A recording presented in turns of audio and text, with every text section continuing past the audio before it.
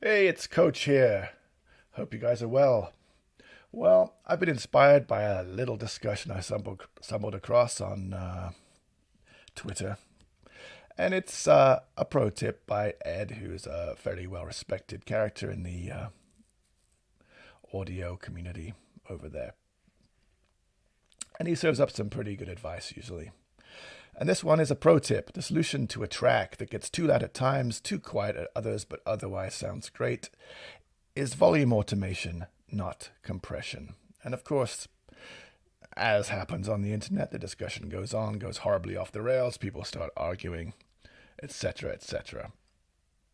So, the issue with this really is seemingly simple things, especially in audio, are not necessarily that simple. So, I wanted to make a video and talk specifically about the differences between automating a gain plugin, as he suggests, fader automation, and what will happen to your vocal as a whole when you consider your whole chain. Okay, so we're going to have a listen starting with a raw vocal recorded at home with an SM7 and no compression. It sounds like this. Let's have a listen. Reality and understanding.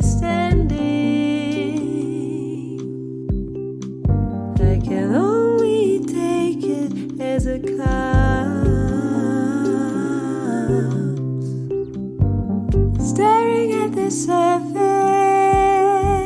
yeah. And sometimes I see what mine can rise. Okay, we can hear it's a lovely performance. It's got lots of dynamics, but of course, if we're paying attention, we could see and hear she's much louder in this section. She pushed harder. And of course, people's knee-jerk reaction is to throw a compressor on that. And you know what? That's fine. Let's go ahead and hear what that sounds like if we just throw a compressor on it. For the purpose of this, we're just going to use a very standard compressor. Everybody has some version of this. It doesn't matter the specific brand. Settings, there you go. All the same. Let's have a listen. Reality and understanding. I can only take it as it comes. Staring at the surface, yeah. And sometimes I see what mine can rise. And as we can see, my typically heavy-handed approach definitely had a positive effect. And you could hear the front part of this vocal matched in really well with this part of the vocal. And you could still hear, though, that this is a little bit too hot, right? So the approach Ed suggests is by automating a gain plugin, which we have here. Now, most DAWs have one, or if they don't, there are loads of... This is a free one, third-party gain plugin, okay? And what we do here is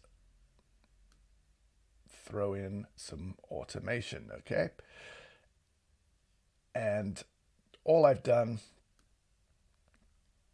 is, as you'd probably guess I would do, pull down the level of the part here where it gets overly loud, and there's a couple of little other tiny adjustments I felt were appropriate along the way.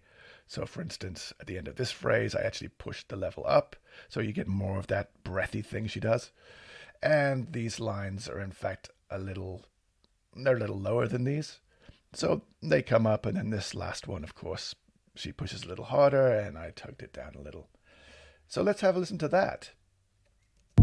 Reality and understanding. I can only take it as it comes. Staring at the surface,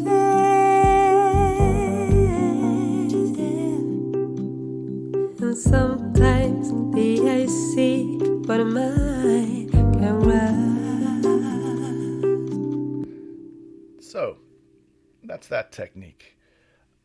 So basically what you're doing is you're actually changing the gain on the track. Now, we need to quickly look at one other option here. And so we're going to pop back here. We're going to bypass this, and we're just going to look at an alternate playlist. All right, so what we've done here is use clip gain in Pro Tools, which is essentially doing the same thing as automating a gain plugin. And if your DAW has this option, this is in fact the preferable option. You don't really want to be messing around automating a gain plugin. It's just a pain in the ass. Why not just go in, if your DAW allows you, and go ahead and do what is essentially the same thing this way. Now let's have a listen to this. You can see I've attenuated the loud sections, I've pushed other sections up, and so on and so on. Let's have a listen. Reality and understanding. I can only take it as it comes. Staring at the surface, yeah. And sometimes the I see what am I can rise. And there we go. So again, you maintain all of the natural dynamics, but you've kind of reined in those out of control sections and pushed up a little bit of the detail where appropriate. Okay, now the thing which didn't get mentioned in the discussion at all is the effect of this approach versus the approach people think of generally when they think of automation. When they generally think of automation, they're thinking about fader automation. So here we go. Here's another pass. At this time, it's with fader automation. Reality and understanding. I can only take it as it comes.